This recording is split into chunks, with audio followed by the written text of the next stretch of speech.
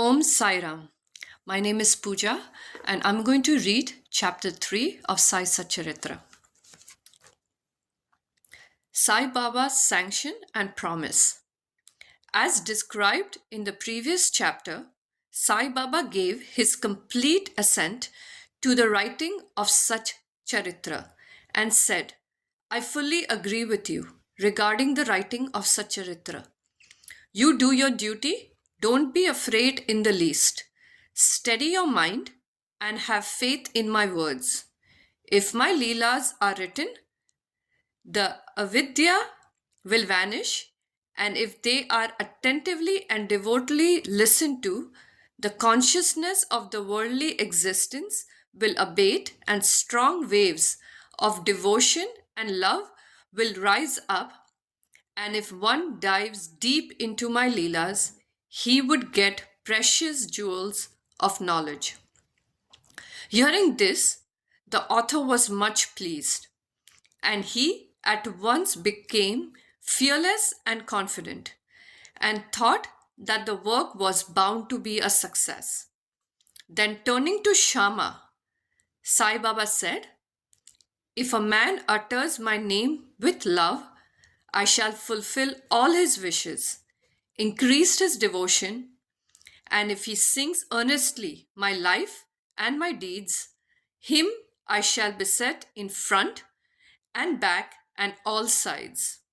Those devotees who are attached to me, heart and soul, will naturally feel happiness when they hear these stories. Believe me that if anybody sings my leelas, I will give him infinite joy and everlasting contentment.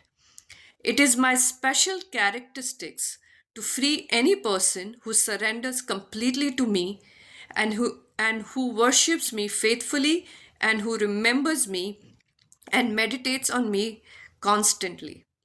How can they be conscious of worldly objects and sensations, who utter my name, who worship me, who think of my stories and my life, and who thus always remember me? I shall draw out my devotees from the jaws of death. If my stories are listened to, all the diseases will get rid of. So hear my stories with respect and think and meditate on them. Assimilate them. This is the way of happiness and contentment. The pride and egoism of my devotees will vanish. The mind of the hearers will be set at rest. And if he has wholehearted and complete faith, he will be one with supreme consciousness.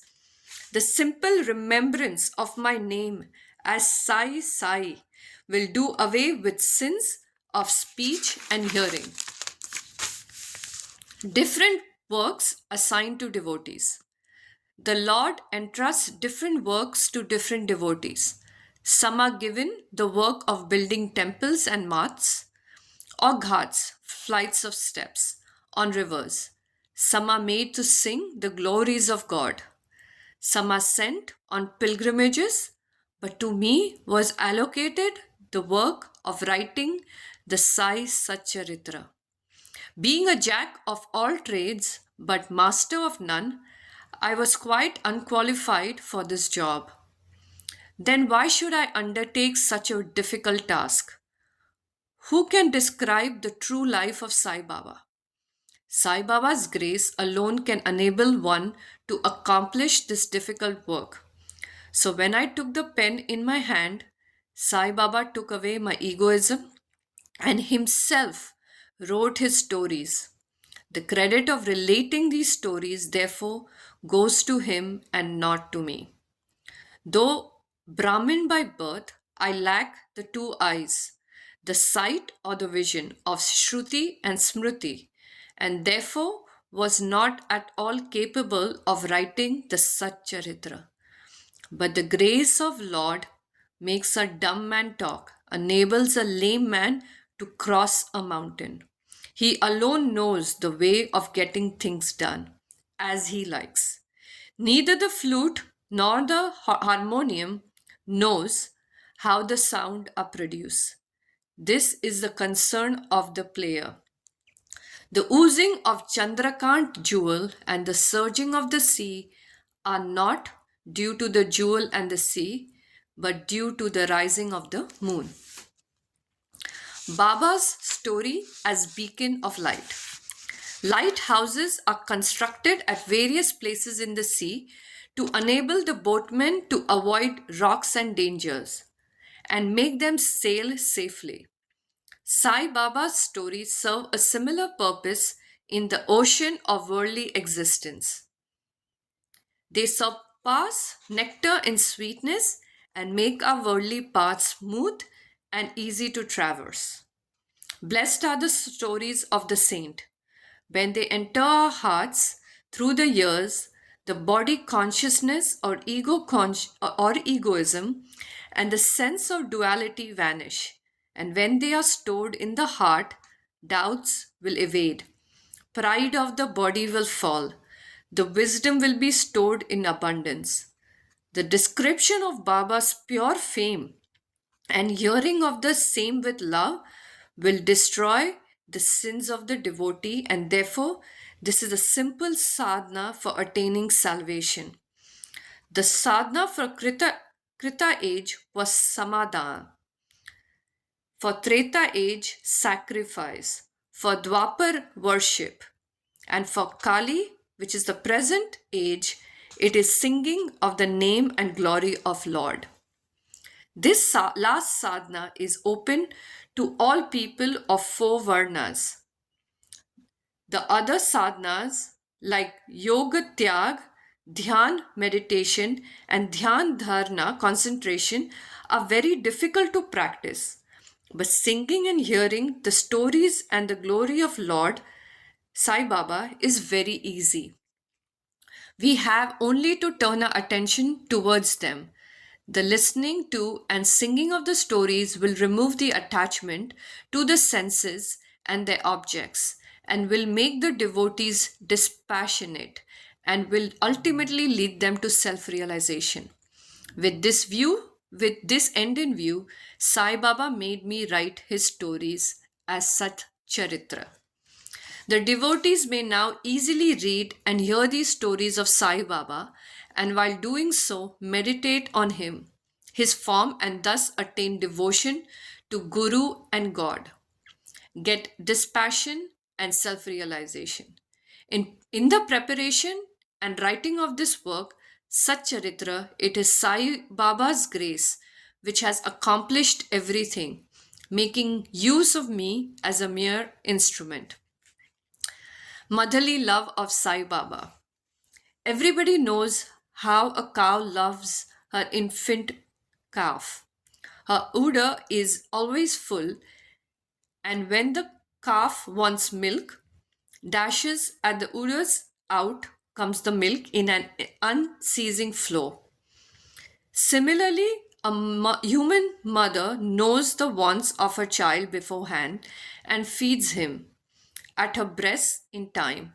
In case of dressing and adorning the child, the mother takes particular care to see that this is well done. The child knows or cares nothing about this, but the mother's joy knows no bound. When she sees her child well dressed and adorned, the love of the mother is peculiar, extraordinary, and disinterested, and has no parallel.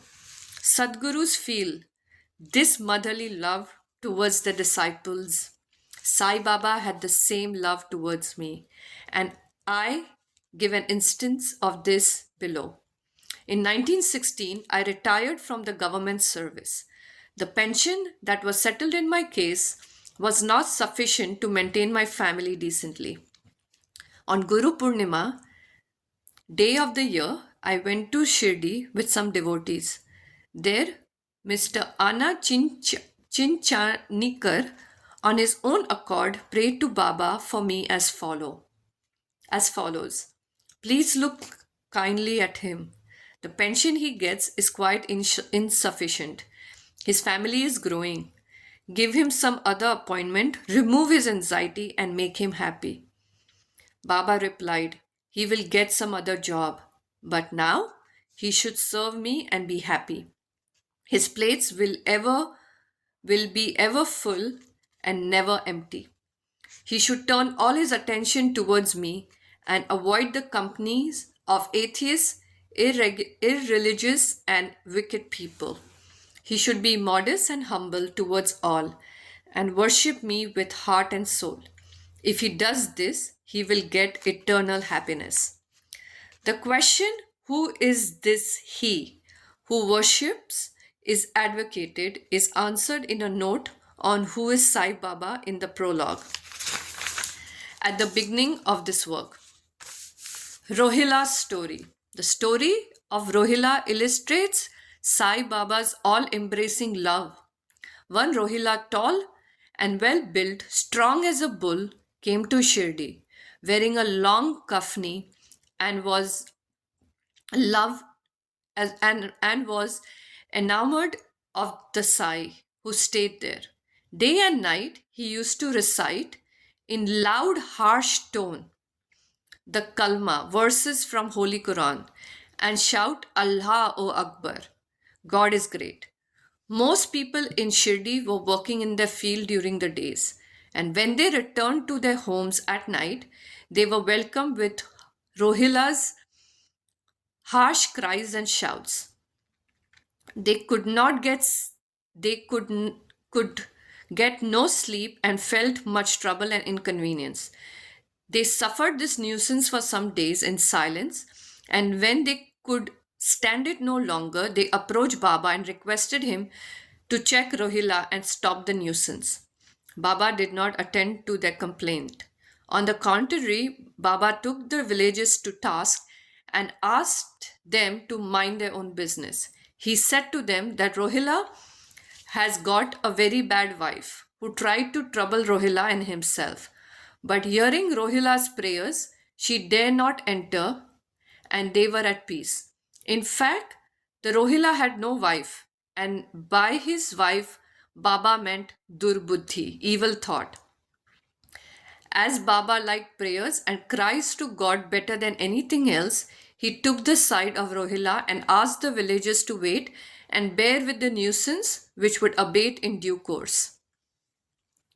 Baba's sweet and nectar-like words. One day at noon, after Aarti, devotees were returning to their lodgings when Baba gave the following beautiful advice. Be wherever you like, do whatever you choose. Remember this well, that all what you do is known to me. I am the inner ruler of all and seated in your heart. I envelop all the creatures, the movable and immovable world. I am the controller, the wire puller of the show of this universe. I am the mother, origin of all beings, the harmony of three gunas, the propeller of all senses, the creator, preserver, and destroyer. Nothing will harm who turns his attention towards me, but Maya will lash or whip him who forgets me. All the insects, ants, the visible, movable, and immovable is my body or form. Hearing these beautiful and precious words, I at once decided in my mind to serve no man henceforth but my Guru only. But the reply of Baba to Anna Chinchanikar's query, which was really mine, that I would get a job, began to revolve in my mind. And I began to think whether it could happen. As future events showed, Baba's word came true and I got government job. But that was of short duration.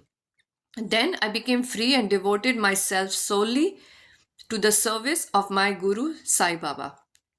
Before concluding this chapter, I request the readers to leave out the various hindrances, indulgence, sleep, wandering of mind, attachment to senses, etc., and turn their whole and undivided attention to these stories of Sai Baba. Let their love be natural. Let them know the secret of devotion. Let them not exhaust themselves by other sadhanas. Let them stick to this simple remedy, listening to Sai Baba's stories.